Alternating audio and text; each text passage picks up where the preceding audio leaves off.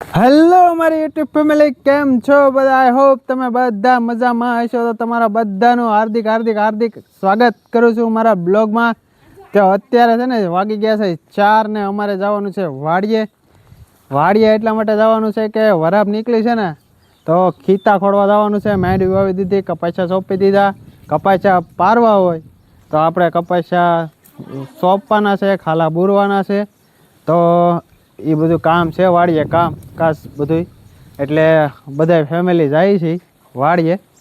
તો અમારા કોકમબેન કે અમારા મમ્મી બેમાંથી એક ઘરે રહે, કેમ કે અમારા માલ હોય ને આ બધા ઘરે હોય. તો અમે એટલા જાહું, 4-5 જણા જાહું, બાકી એક જણો ઘરે રહેશે. તો આગળ જઈએ વાડીએ ને અમે શું કામ કરીએ ને એ બતાવીએ તમને.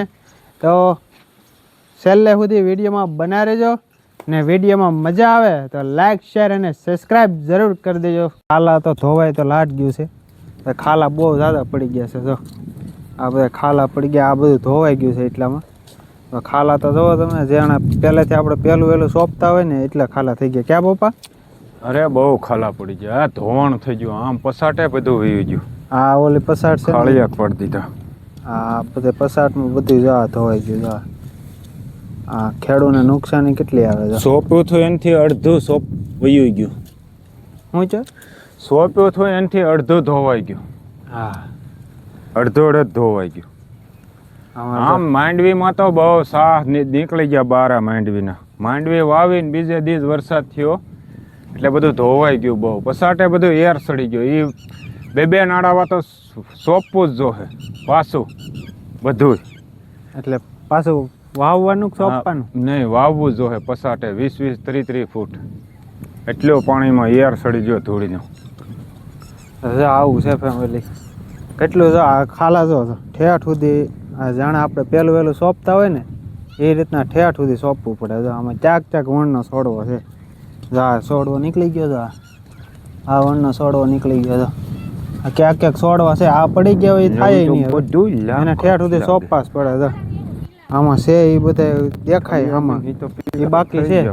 બીજા તો બધા હાવ પૂરું થઈ ગયું. અમારા પાસે છે ને આ જમીન છે ને, આ જમીન આમ ઢાળ વાળી છે આમ, એટલે પાણી આમ બધું જાય, આમ પાણી નીકળે ને બધું, એટલે બધું ધોવાઈ જાય. આણપા ઓછો વાંધો હવે. આ જે ખૂણો તમને બતાય ને, ખૂણામાં ઓછો વાંધો હવે, પણ આ બધું ઢાળ વાળી જમીન ને એટલે આ બધું ધોઈ નાખે હાવ. ને આમ ઓઇલ પાસે ને આપણે આ જે તમને લીંબો ઓલું દેખાય ને, લીમડો, એની ઓઇલ પર માંડવી વાવેલી, એ આગળ મારા પપ્પા કહેતા નહીં ધોવાઈ ગયું છે હાવ. એટલે જેથી માંડવી સાંજે વાવી ને દિવસે બીજે દી 11 વાગે વરસાદ ચાલુ થઈ ગયો. એક ધારો બે દિવસ એક ધારો વીર્યો. અત્યારે તો પાછો આમ થોડોક મંડાળ થયું, સાટા ધીણા ધીણા અત્યારે તો આવે છે, પણ એવું લાગતું નથી કે આવે એવું વરસાદ આવશે. હે આવશે અત્યારે હોતે ઠેઠ ખાંભા સુધી તો વરસાદ આવે દેખાય છે.